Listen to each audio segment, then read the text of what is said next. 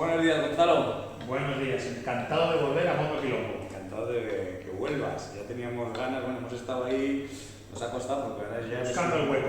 Eres un hombre muy ocupado.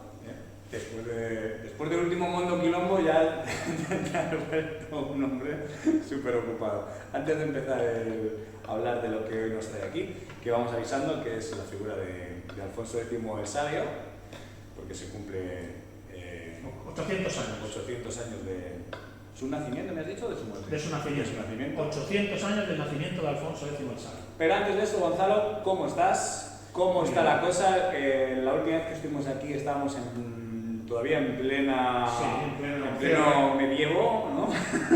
Estábamos en el cierre perimetral y bueno, pues se ha acabado el cierre perimetral, empieza a verse un poco de luz en la ciudad de Toledo, vuelven los visitantes, vuelve el turismo, toda esa faceta de la ciudad de Toledo que es fundamental para su sustento económico. Entonces, parece que hay luz al final del túnel. Vamos a ver si para septiembre la situación está estabilizada y a partir de septiembre, bueno, pues más o menos volvemos a las dinámicas propias que ha tenido esta ciudad durante años. Las rutas, ¿cómo lo tienes? Las rutas vuelven a arrancar.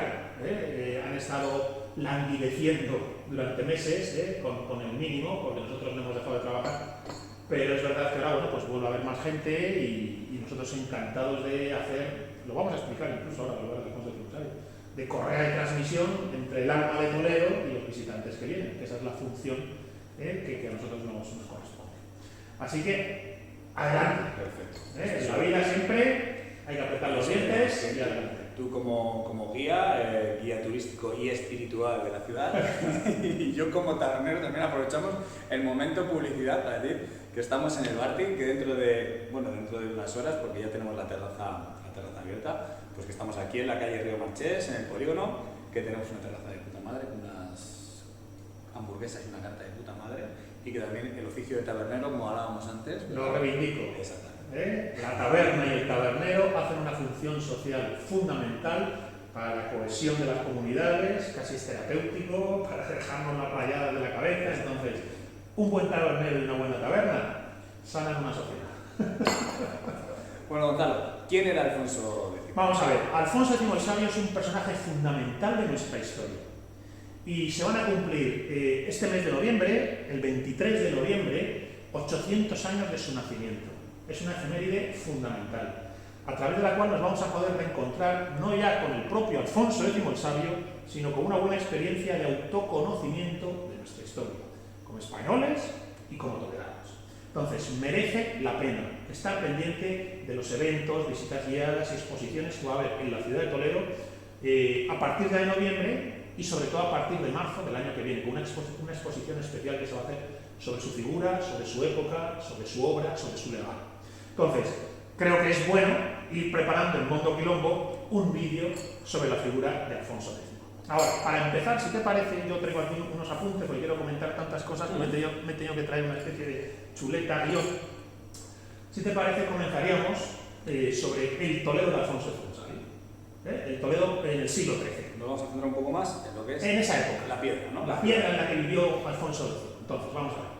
El Toledo del siglo XIII, lo primero, es un Toledo cristiano, ya reconquistado, recristianizado, en el que se mantiene un trazado urbano de época islámica todavía más enrevesado y complicado de lo que suelen ser los trazados urbanos propiamente medievales, y en el que lo que sí hay que subrayar es que ese Toledo básicamente ha quedado fosilizado en el tiempo.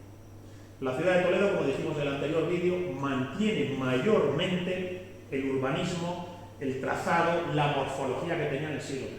Por tanto, paseamos por las mismas calles, las mismas plazas y casi las mismas estampas por las que pudo pasear Alfonso X. Quien venga a la ciudad de Toledo de visita con motivo de Alfonso X, que sepa que pasea por las mismas calles y por las mismas panorámicas por las que paseó el rey Sa. En segundo lugar, Toledo es una ciudad de frontera. Lo ha sido así en época islámica y lo es ahora también en época cristiana. Y como ciudad de frontera no es tanto una ciudad de convivencia, también lo dijimos en el anterior vídeo, como ciudad de coexistencia. ¿Y qué es lo que coexiste aquí? Bueno, ¿Cómo está repartido el mapa en ese siglo? Bueno, mira, básicamente... ¿Hasta dónde llega el cristianismo? Vamos a ver, hay que pensar que a partir de la victoria de Alfonso VIII en la batalla de las Navas de Tolosa en el año 1212, en el 1212 Alfonso VIII derrota a los moros en la batalla de las Navas de Tolosa. En el 1221 nace Alfonso X. Entonces, es una ciudad que ha conseguido, tras la batalla de las Navas de Tolosa, trasladar la frontera a Sierra Morena. Alfonso VIII derrota a los moros en la batalla de las Navas de Tolosa, 1212. Toledo era como la frontera junto con la Mancha, que era el glacis, la zona de contacto con los moros. Tras la victoria de las Navas de Tolosa, la frontera así se desplaza a Sierra Morena. Es cuando va a empezar realmente la repoblación de la Mancha, con leoneses, asturianos, gallegos. En ese momento la ciudad se va a pacificar. La ciudad de Toledo ha sido frente de guerra desde que la conquista de Alfonso VI en 1085 hasta 1212. Tras la victoria de las Navas de Tolosa, la ciudad de Toledo se va un poco ya a pacificar, va a dejar de ser frente de guerra, y poco después vendrá Fernando III el Santo, y ya poco después Alfonso X el Sabio.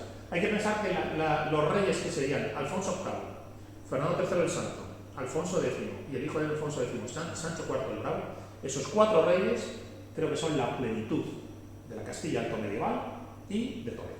Estamos viviendo el momento de máxima plenitud de la ciudad y casi de la historia de la Castilla medieval. Además, se hace la máxima de padre-hijo, padre-hijo, Creo recordar que sí, que van todos así. Lo que pasa es que hay conflictos entre los padres y los hijos, lo veremos con Alfonso X y su hijo Sancho IV el Bravo. Entonces, en esta ciudad, la preponderancia ya es eminentemente cristiana. El Toledo islámico ha terminado, de hecho termina desde el mismo momento en que lo reconquista Alfonso X. Entonces, lo primero que hay que entender es que en el Toledo de Alfonso X, el grupo preeminente desde el punto de vista político, demográfico, administrativo, militar, es el grupo cristiano.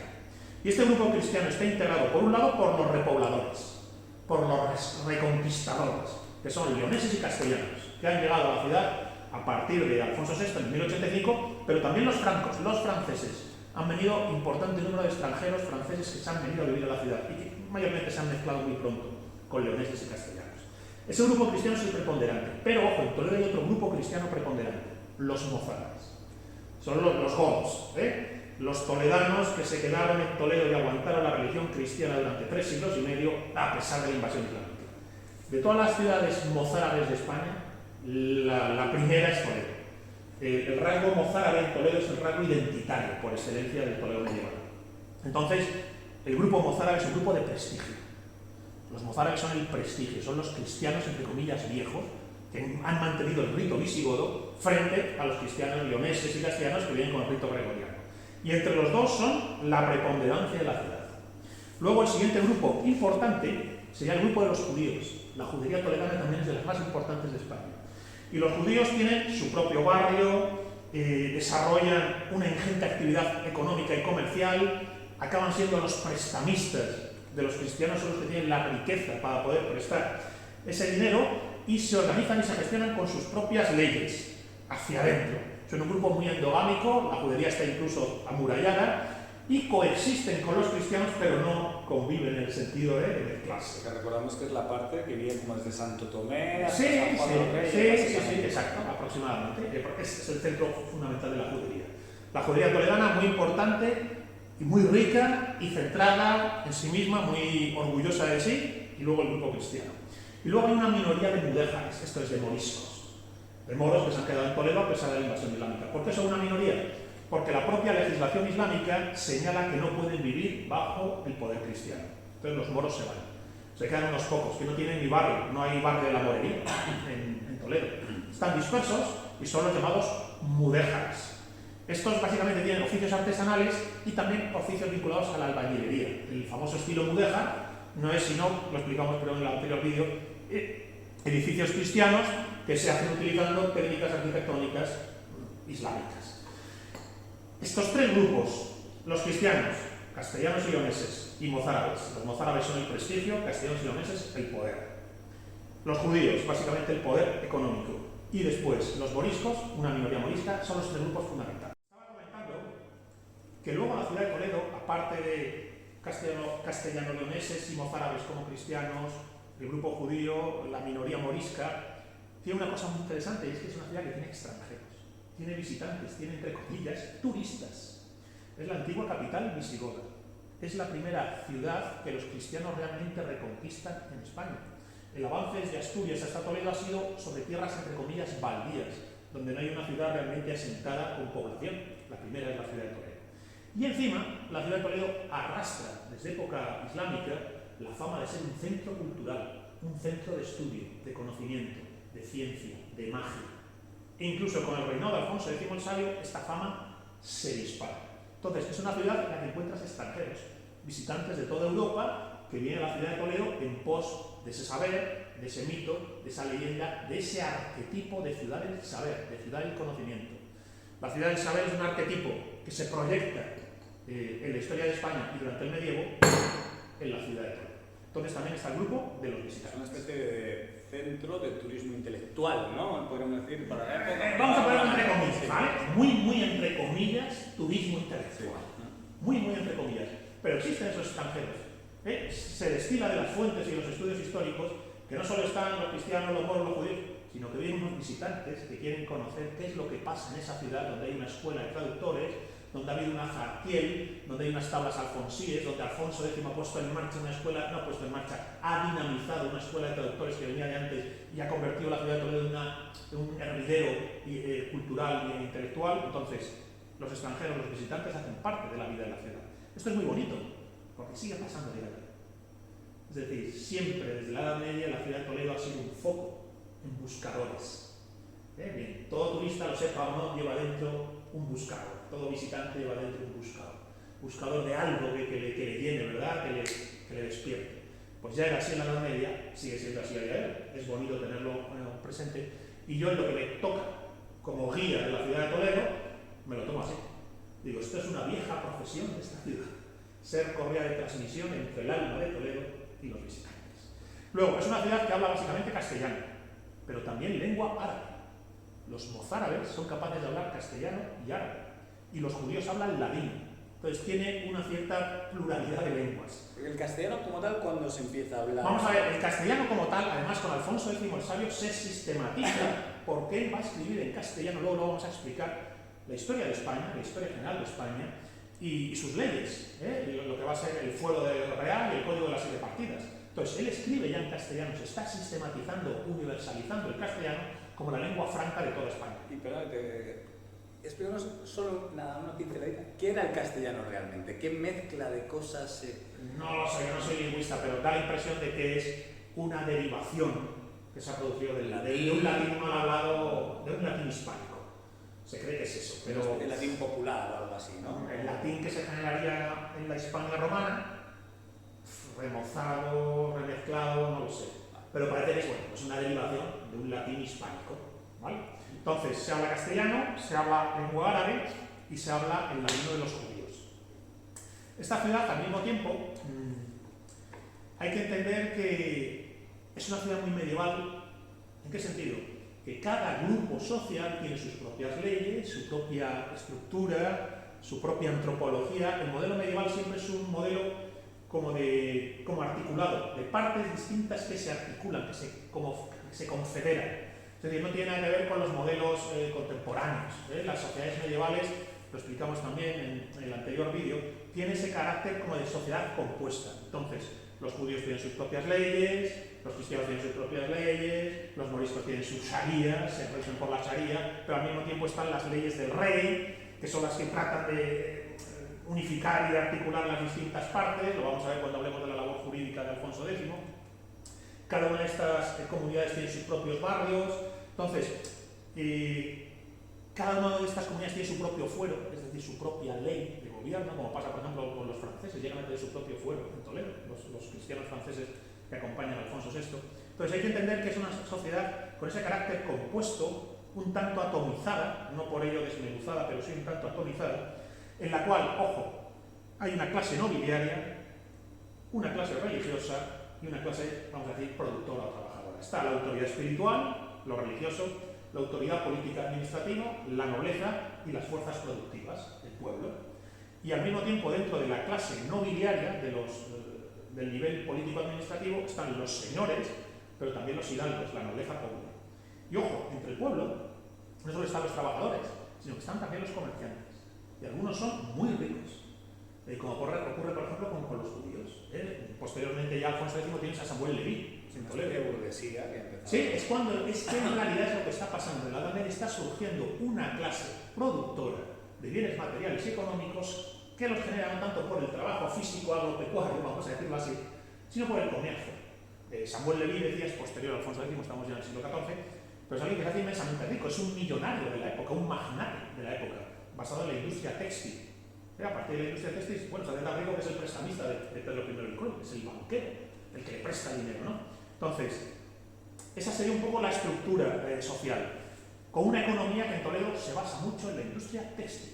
¿Por qué? Porque ha surgido una especie de sindicato de pastores de la lana castellana que es la Mesta. Alfonso X además tiene una relación especial con la Mesta, facilita el desarrollo de esta industria textil, entonces ahí ya se genera mucha riqueza y mucho trabajo. Luego al mismo tiempo es una ciudad que se ve obligada a importarlo todo, no produce, está amurallada, está todo fuera, en los campos, entonces todos los bienes tienen que entrar todos los días para alimentar la ciudad. Luego tiene una obra pública importante, que es la catedral, es la obra pública, entonces hay un trabajo, ¿no?, que paga el gobierno para que se levante el edificio, el gobierno no, lo he dicho mal, obra pública, que es lo correcto, iglesia, reina, rey, están construyendo la catedral, pero es obra pública, para sentarnos en términos contemporáneos. Y luego, pues, sobre todo los judíos tienen esa labor de comercio y ese cierto nivel de prestamismo. Entonces, a partir de ahí ya tienes como un esquema muy sintético, para que nos esté viendo, de la estructura económica. Hemos hablado de estructura social, estructura económica, y luego finalmente el gobierno. El gobierno local consta como de 4 alcaldes, la ciudad tiene 4 alcaldes. Fíjate, tengo aquí anotado, uno para los castellanoleoneses, para los cristianos castellanoleoneses, un alcalde para ellos. Otro para los mozárabes, para los cristianos viejos, ¿no?, para los hispanogodos. Otro solo representante de los pastores de la Mesta. O sea, hay como un representante del sindicato de pastores. Y luego finalmente hay uno que se encarga solo de los recursos económicos y materiales que necesita la ciudad. 4 alcaldes. Y luego tienen como una especie de consejo de 10 notables que les orienta. Y estos 10 notables, 5 son representantes del estamento nobiliario y 5 son representantes de la ciudadanía, del pueblo. Entonces, con esa estructura se organiza el gobierno. Y luego hay un alguacil mayor, que es como el jefe de policía. Entonces, muy así a grosso modo, estamos tratando de repasar. Está guay que digas eso, porque es como ya un viso de casi de sociedad moderna donde estamos, ¿no? Entonces, ahora hablaremos del rey, pero está el rey, los 4 alcaldes, el consejo de nobles, el pueblo llano, la nobleza, la autoridad religiosa, los cristianos, los mozárabes, la comunidad judía, que es generadora de riqueza, la minoría mudéjar, la industria textil, la obra pública, el sindicato de la Mesta, ¿vale? Y con todo esto, bueno, pues, y luego cada uno, esa atomización le lleva su propio fuero, su propia ley, la sharia, la ley judía, la ley cristiana, y una ley superior que es el rey, que trata de cohesionar todo eso. Entonces, aunque sea muy a vuela pluma y ha sido demasiado sintético, si alguien está viendo esto dirá, joder, qué rápido te has ventilado el Toledo del siglo III. Bueno, es para entendernos. Bien, pues este es el Toledo de Alfonso X, ¿vale? Entonces, ahora hablemos de este personaje. Bueno, pues Alfonso X, uno de los personajes fundamentales de la historia de España. Nace el 23 de noviembre del año 1221, por eso tenemos el aniversario de los 800 años de su nacimiento. Nació en Toledo, para mí es el toledano más insigne. ¿De todos? Yo creo que sí, para mí es el que más, es el toledano más insigne de nuestra historia y uno de los grandes españoles y reyes de la historia de nuestro país. Entonces, ¿cuál es su singularidad? Que le llaman el sabio, Alfonso X el sabio. ¿Y por qué este apodo? Porque hay un interés deliberado en su obra de reinado de desarrollar un conocimiento jurídico, físico, histórico, metafísico, entre comillas, mágico. Lo abarca todo en su reinado, lo voy a ir explicando. Y ese abarcarlo todo tiene que ver con 2 cosas. Por un lado, con su inclinación personal, con su propia ecuación personal. Él tiene una naturaleza que le lleva al conocimiento, además al conocimiento profundo. No le importa indagar en la magia, en la astrología. No tiene prejuicios, ¿no? No. De hecho, él entiende que la magia es una especie de ciencia del mundo invisible. Pero al mismo tiempo, esa inclinación personal tiene que ver con la atmósfera de un tiempo, de una época, que es la Europa del siglo XIII, que es la época de las grandes sumas, de las grandes síntesis, de la suma teológica de Santo Tomás. Entonces, Europa está haciendo los grandes compendios, índices, síntesis, etimologías del conocimiento. Pero es que además, aquí se está desarrollando una idea muy propia de la tradición clásica, y que viene ya en Platón, en los neoplatónicos, en Aristóteles, la idea de que al frente de la sociedad están los sabios y los virtuosos. El rey va a basar su autoridad no tanto en su linaje como en la encarnación de la sabiduría y la virtud. La sociedad entera es como un cuerpo, y al frente del cuerpo está la cabeza, y en la cabeza el entendimiento, la memoria, la voluntad. El rey tiene que ser la encarnación de la sabiduría y la virtud, y toda sabiduría y virtud es hija de Dios. O sea, sería como una especie de monarquía buscando la meritocracia, ¿no? Más que... Es como que la idea de que en Dios está el origen de toda sabiduría, virtud y grandeza de alma. Al frente de la sociedad, el rey debe ser la encarnación de la sabiduría, la virtud y la grandeza de alma.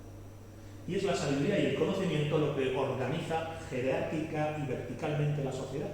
No es una imposición del fuerte sobre el débil, sino del sabio sobre aquel que está necesitado de sabiduría. Pues esto responde también a la pirámide platónica, que en realidad es una pirámide muy ancestral, está en el mundo indoeuropeo, la casta de los brahmanes en la India, los satriyas, el druida y el guerrero, el mago Merlín y el rey Arturo, incluso en las leyendas, ¿no? Entonces, que la sabiduría esté al frente de la polis, de la sociedad. Y esto está muy presente en su reinado.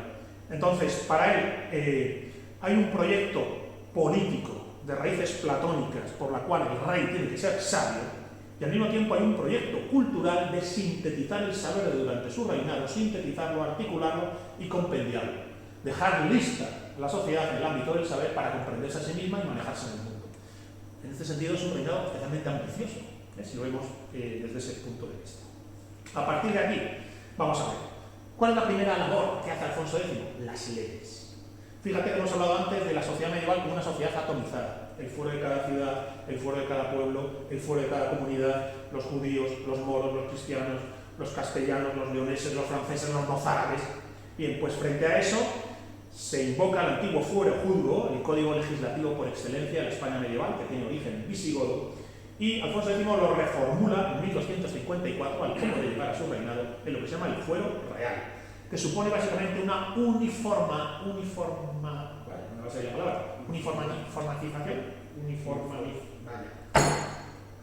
Bueno, dejemos en... Uniformar las leyes. Uniformación. Vas a tener que cortar esto. No, esto...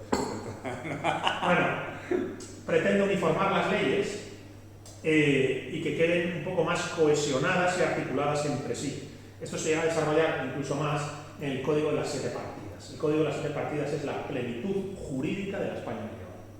Y esto no es cosa menor. Frente a esa sociedad atomizada que genera el medievo, Alfonso X el Sabio está realmente ya cohesionando jurídicamente su reino. Lo cual obviamente supone que los privilegios de la nobleza se ven menoscabados. Y es por eso que la nobleza al final de su reinado se la va a jugar cuando se ponga del lado de su hijo rebelde, Sancho IV el Bravo. Pero lo primero, y perdonad si no me salía la palabra de uniformización, joder, luego pondremos, si sabes cómo... Bueno, uniformiza las leyes y esto ya es un paso adelante en el desarrollo civilizatorio, casi del rey, de su gobierno y de Castilla. El segundo ámbito muy importante de su reinado es la historia. Hace una labor de compendio histórico de España. Escribe Historia General de España. La historia es entendida como una vía de autoconocimiento. La historia es entendida como maestra de vida. Y entonces, fíjate, ya su padre, Fernando III el Santo, encargó al obispo Jiménez de Rada que hiciera una especie de rebus Hispaniae, esto es, los hechos de España. Los hechos de España. Bien, pues este rebus Hispaniae de Jiménez de Rada, Alfonso X lo amplía, lo sistematiza, lo organiza y crea la primera Historia General de España. Se llama así, Historia General de España. En un país como el nuestro, donde encontramos personajillos de cierto renombre, como por ejemplo el señor Rufián, que ponen en duda la existencia de España, que hacen una impugnación a la historia de España como realidad histórico-política, identitaria o antropológica. Hay que decirles, oye tío, Alfonso X escribe Historia General de España en pleno siglo XIII. Se basa en una obra del obispo Jiménez de Rada que se llama Los Hechos de España. Y a su vez estas dos obras medievales se basan en los famosos, las crónicas asturianas del siglo VIII, del siglo IX, la crónica de Alfonso III, la crónica albedense. Es decir, se está haciendo una narrativa identitaria, una proyección identitaria e historiográfica de lo propiamente español. Hay una reivindicación de España como proyecto político.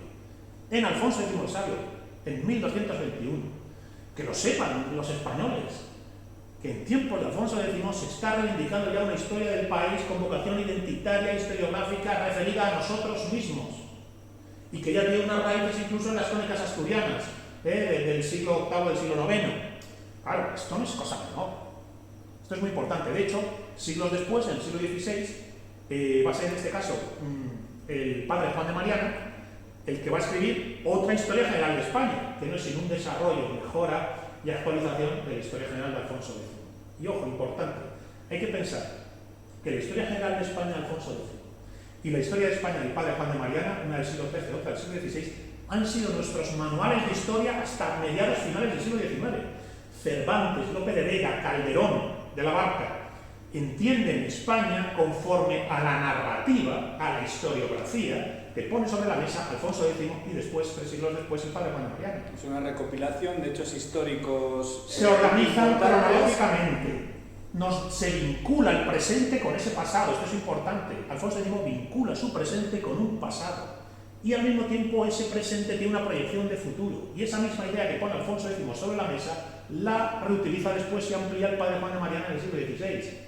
Y lo que hace Alfonso X no se lo saca de la nada.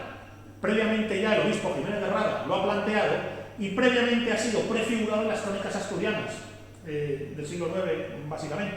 Entonces, joder, basta ya de tener complejo identitario español. Porque si a lo mejor pueden decir, en ese sentido, que no sé, ¿hasta qué punto en aquella época ser historiador, o como lo queramos llamar, era algo más científico o algo más...? Vamos a ver, no se puede pedir a Alfonso X que haga un estudio científico contemporáneo de la historia de España.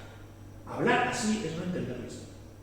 El valor que tenemos que poner sobre la mesa de la labor de Alfonso X al escribir Historia General de España es la conciencia nacional, conciencia identitaria y nacional de una historiografía referida a lo español. Y que dice, teníamos un reino, el reino visigodo, vinieron los moros, lo perdimos, lo estamos restaurando. Es decir, está tratando de hacer una narración de su gente y de sí mismo. ¿Quiénes somos y de dónde venimos? Entonces, no es cosa menor. Y es uno de los papeles más importantes que a mi entender hace Alfonso X en su reinado. La historia general. Uniformización. Ahora sí, maldita sea. Bien, las leyes. El antiguo fuero juzgo, el fuero real, el código de las 7 partidas, la uniformización de esa atomización legislativa a la que tiene que confrontar Alfonso X para cohesionar su reinado, aunque le traiga problemas con la nobleza. El que venga al Barci y se siente en la mesa y diga uniformización, está invitado a una cena. Yes. Seguimos. La historia. Sintetizar la historia de España y presentarla como un proyecto político identitario en el cual se está participando, una historiografía referida a nosotros. Y eso se prolonga a lo largo del tiempo hasta casi el siglo XIX. Ha sido el manual de historia de los españoles. Alfonso X el Sabio y posteriormente el siglo XVI, Juan de Mariana, que le debe mucho a Alfonso X. ¿Qué más? La música, la cultura popular y la religión. Esto es súper bonito, lo tengo aquí, y son las cántigas de Santa María, las famosas cántigas de Alfonso X el Sabio. Alfonso X el Sabio las escribe él de su propia creatividad, de su propia fantasía, pero a partir de cuentos populares, música popular, narraciones populares, y las escribe en galaico, en gallego, porque él pasa la mayor parte de su infancia en Galicia y entiende que en esa época el gallego es una lengua musical, una lengua artística. Entonces, a través de las cánticas de Santa María se nos ofrece una música medieval preciosa, basada en unos cuentos populares sobre la Virgen, que lo que están haciendo es sublimar el culto a la dama, que es algo muy medieval, ¿no? El amor cortés hacia la dama se sublima hacia el amor hacia la Virgen. Y todo en un contexto de cultura popular, de una obra que además va iluminada con unas ilustraciones medievales fantásticas. Sería casi el inicio del amor romántico. Bueno, el amor romántico en gran medida tiene que ver con la cultura medieval, no todo, pero en gran medida tiene que ver con la cultura medieval. Y aquí se sublima a través del amor a la Virgen. Pero ojo, yo lo que diría es que los españoles pueden reencontrarse con unas narraciones populares preciosas en torno a la idea de la Virgen y en torno al pueblo llano, la Virgen, la santidad, la bondad, el bien, el mal, la belleza, todo eso en las cántigas de Alfonso X el Sabio, con ilustraciones preciosas y con una música preciosa, que es música popular, no es una música sofisticada e intelectual, es una música popular, una cultura popular. Claro, si las leyes, el Código de las 7 partidas y el Foro Real los escriben en castellano, si la Historia General de España la escribe en castellano y las cántigas las escribe en gallego, está ya de algún modo sistematizando, oficializando las lenguas. Entonces tiene un papel fundamental en la gramática, porque es como la oficialización del castellano y la oficialización del gallego. Y esto también es importante en su reinado. Y luego, ojo, fundamental, quizás el pilar por el cual es más famoso, la ciencia y la magia, el conocimiento. Esto es una parte fundamental de su reinado. Y en él, desde el principio, Alfonso X plantea una cosa interesantísima, que ya estaba en Toledo, en la escuela de doctores, que había arrancado en época árabe, ¿no? Con Azarquiel, Al-Mamun, la taifa toledana.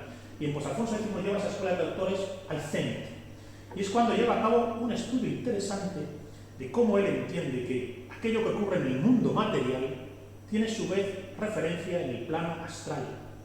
Y el conocimiento mágico de lo astral y de lo material te permite saber del futuro, modificar los acontecimientos a partir del uso de amuletos y talismanes, y sobre todo encontrar una ciencia, entre comillas, de lo invisible, una técnica para operar en el plano sutil de la realidad, que sería la magia.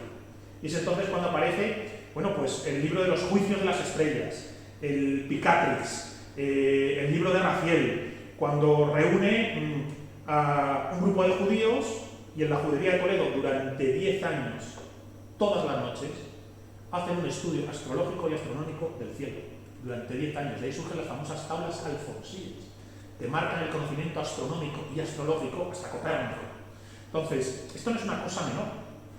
Este vínculo de Alfonso X el Sabio con la astrología y la magia marca profundamente su personalidad y la personalidad del Toledo de Alfonso X. Hemos hablado de extranjeros, de visitantes, de viajeros. Vienen seducidos y fascinados por la fama que tiene la ciudad de Toledo de astrólogos, de magos, de estudiosos del invisible, expertos en amuletos, expertos en talismanes. ¿Por qué digo amuletos y talismanes? Porque desde Alfonso X el Sabio se plantea que hay una astrología que señala desde las estrellas lo que está por venir.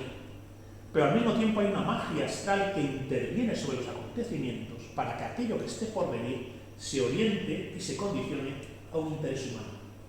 Entonces tú intervienes sobre el flujo cósmico para que ese flujo cósmico repercuta en tu bien. Y se hace de una manera absolutamente sofisticada y científica, analizando el cielo durante 10 años consecutivos, todas las noches, tomando nota de los movimientos de las estrellas, los planetas y el significado simbólico astrológico de planetas y estrellas. Entonces, no se puede entender a Alfonso X el Sabio sin esa faceta mágica. Y el Toledo mágico, lo hablamos en su momento, la idea de un Toledo del misterio, la magia, la tradición sapiencial, ese Toledo básicamente tiene que ver con la escuela de traductores y con el reinado de Alfonso X. Déjame, sin sacarte mucho de este esquema que estás haciendo. Sí. Hemos hablado de Alfonso X, su influencia en legislar, por decir una manera, en la historia, en la música. Estamos con el tema de la astrología. ¿Cómo en una sociedad como la del siglo XIII, los nobles, que son los que al final mantienen a los reyes, cómo veían a este hombre con este tipo de Vamos a ver. Supongo que nobles que lo único que les interesa es sus tierras, sus derechos, ¿no? Vamos a ver, sus guerras. En teoría la nobleza es el estamento político, administrativo y militar. Político, administrativo y militar. El estamento religioso es la autoridad espiritual. Y luego el pueblo es el que genera los bienes. Bien, pues el rey está por encima de todo eso. De una estructura puramente tradicional, el rey está por encima de todo eso, pues en él se condensan la autoridad del saber y la autoridad del poder. El poder militar y político y la autoridad espiritual y sapiencial. Alfonso X está intentando encarnar eso.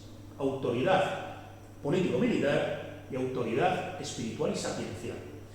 Esto contradice en cierta medida las dinámicas que hay en el medievo en torno a autoridad religiosa, autoridad política.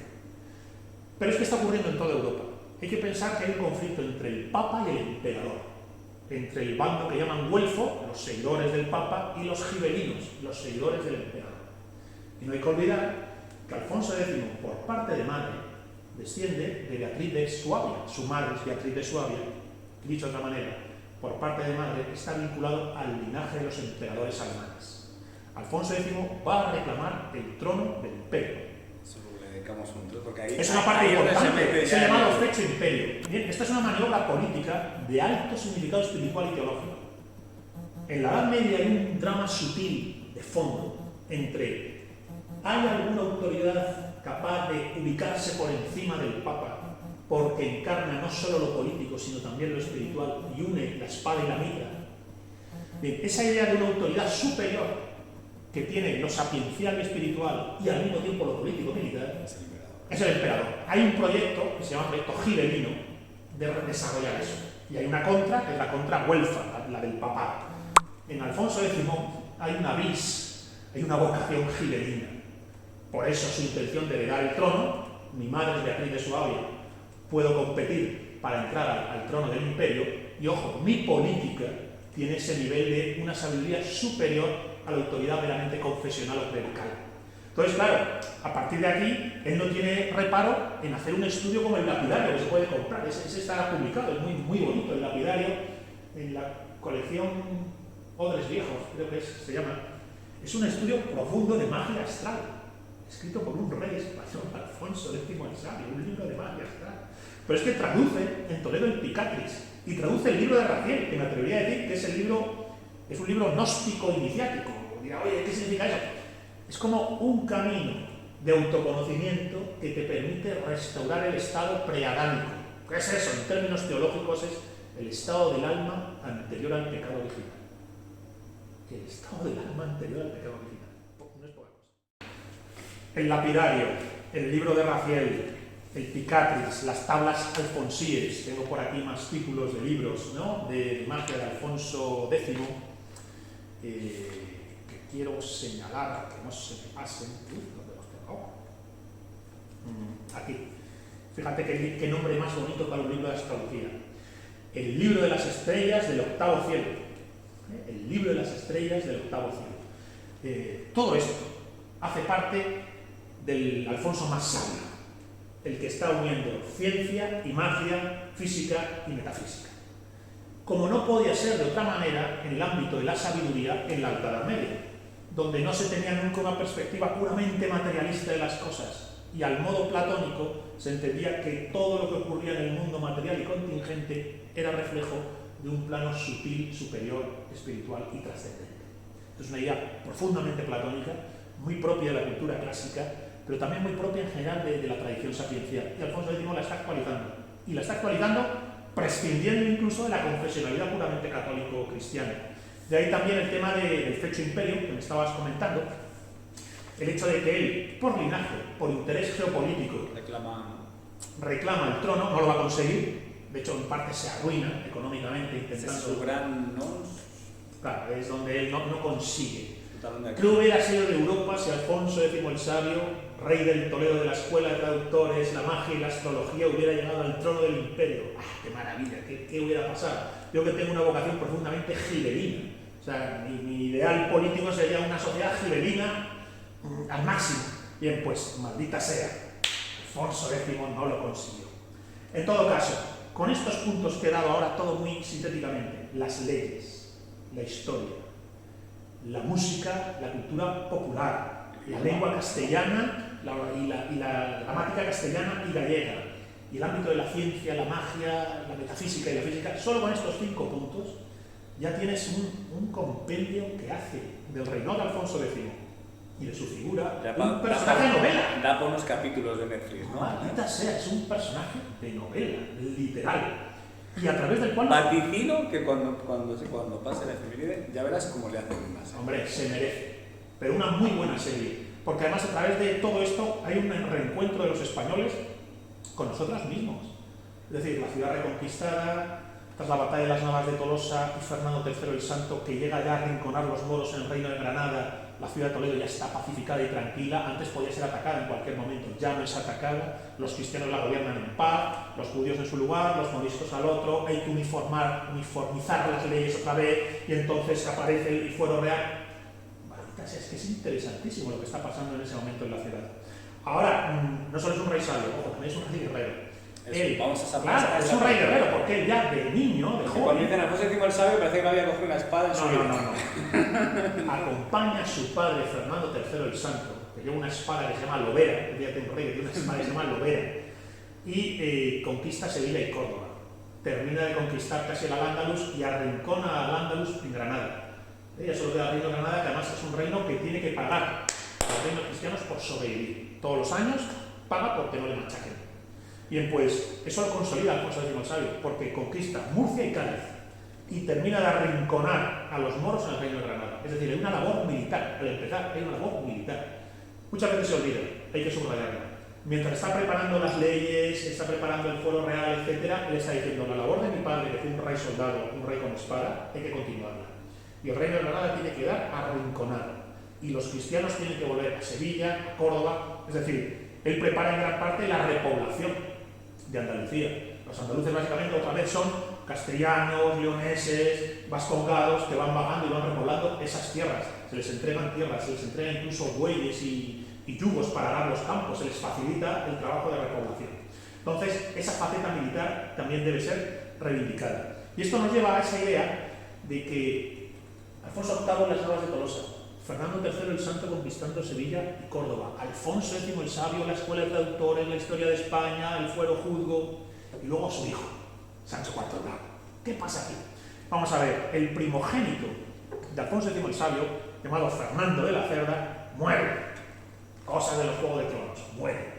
Y es entonces que Sancho IV, otro hijo... de la serie daría un buen giro. Claro, da un giro, porque lo que parecería un reinado que podría haber terminado en paz y concordia, acaba con el Rosario de Aurora, con una guerra civil que al parecer se vivió con mucho dolor por parte de Alfonso X el Sabio contra su hijo Sancho IV, que apoyado por los nobles quieren debilitar el poder real que Alfonso X ha asentado. Alfonso X asienta el poder real por encima del poder nobiliario y entonces los nobles apoyan a Sancho IV para que se rebele contra su padre. Ya que ha muerto el primogénito, los herederos de Fernando de la Cerda no van a reclamar el trono, sino que lo van a reclamar no los herederos del primogénito, sino el otro hijo, Sancho IV. Y comienza la guerra. Y acaba fatal, porque el choque entre el padre y el hijo es irreconciliable. Entonces, bueno, Sancho IV es verdad que es el bravo, no es un personaje cualquiera. Se producen las invasiones de Nimiríes, los moros tratan de recuperar Sevilla y Córdoba. Básicamente, desde Marruecos saltan para intentar recuperar el Valle del Guadalquivir. Quien les para es Sancho IV el Bravo, y les derrota estrepitosamente. Lo he comentado antes, está enterrado Sancho IV el Bravo en la Catedral de Toledo, y es un personaje que se hace enterrar a sí mismo con hábito de monje franciscano y una espada. La orden franciscana es la de la humildad, el silencio, la quietud, la humildad y la pobreza. El monje franciscano reivindica su pobreza. Bien, pues él se entierra con hábito franciscano y espada, diciendo, esta ha sido mi vida. Ni lujos ni alegrías. Tan humilde como un monje franciscano y espada en mano por defender el reino. Estos son los reyes caldeantes. Su padre, el sabio. Él, el bravo. El anterior, Fernando III, el santo. Y el anterior, el más corajudo, Alfonso VIII, el de las Navas de Tolosa, que cuando está todo perdido, le dice al arzobispo de Toledo, vamos a la carga y morimos hoy aquí y que nos acoja Dios en el cielo. Que es cuando el arzobispo le dijo, bueno, morir, eso está en manos de Dios, no lo podemos decir, pero a la carga vamos. O sea, que fue una saga... Ese momento histórico de Alfonso VIII, Fernando III, Alfonso X, Sancho IV el Bravo, de verdad. Productores, cineastas, Netflix de este mundo, maldita sea. A ver si hacemos una serie sobre la historia de España que no sea sobre la guerra civil, copón. Es más, yo, aunque se enfade gente con esto, si puede ser que la serie no la hagan en españoles. Claro, tiene razón, se pueden enfadar con esto. Que la haga mellizo, que sea, pero más que nada también por el tema de, bueno, eso pues a mí, de cómo tratamos en el cine español el tema de las batallas. No lo hemos cogido. Ya, no lo hemos cogido tranquilo, bueno. El caso, que para sintetizar, el Toledo del siglo XIII y el del siglo XII, siglo XII y XIII es el Toledo de la plenitud medieval. Es un Toledo que ha quedado fosilizado. Quien venga a pasear por la ciudad de Toledo, pasea por la ciudad por la que paseó Alfonso X. Es una ciudad con castellanos, leoneses, mozárabes, la comunidad judía, los moriscos, con la obra pública en la catedral, con la industria textil, con el sindicato de la Mesta, y luego ahí Alfonso X, un rey que dice, ojo, la sabiduría y la virtud deben ser los pilares fundamentales del buen gobierno. Primero, las leyes. Tenemos que uniformizar las leyes, no podemos seguir atomizados en fueros y tiene que haber una uniformización de las leyes. En segundo lugar, una historia. ¿Quiénes somos? ¿Quiénes somos los que estamos aquí luchando en Toledo contra los moros y demás? Somos España, historia general de España. Que se sepa a día de hoy, con todos estos politicastros que dudan de la existencia de España y la quieren fragmentar. ¡Coño! Leer a Alfonso X. Luego, la música, que es cultura popular. La cultura popular hay que reivindicarla. En la cultura popular hay tesoros de belleza y de sabiduría. Las cánticas de Alfonso X, con música y tradición popular. Y luego, el pensamiento mágico entreverado del pensamiento científico. La ciencia y la paraciencia. La física y la metafísica. Todo en la ciudad de Toledo, el Picatrix, el Lapidario. Y luego el Fecho Imperio, el intento de ese emperador español, que hubiera sido maravilloso. Y luego, pues la labor militar. Murcia, Cádiz y el arrinconamiento definitivo del Reino de Granada. Y el episodio trágico final, casi de Juego de Tronos, ¿no? De que se le muere el primogénito, el linaje del primogénito quiere una parte del reino, Alfonso X se la quiere ver, Sancho IV el Bravo se revela, la nobleza aprovecha y dice apoyemos a Sancho y así debilitamos la normativa de Alfonso, del rey que nos ha debilitado, y ensaya la guerra civil entre el padre y el hijo. Bueno, pues por muy rebelde que sea el hijo, a todo padre le voy a acabar peleándose con él. Entonces, bueno, Alfonso X el Sabio, un rey toledano, un rey para todos nosotros.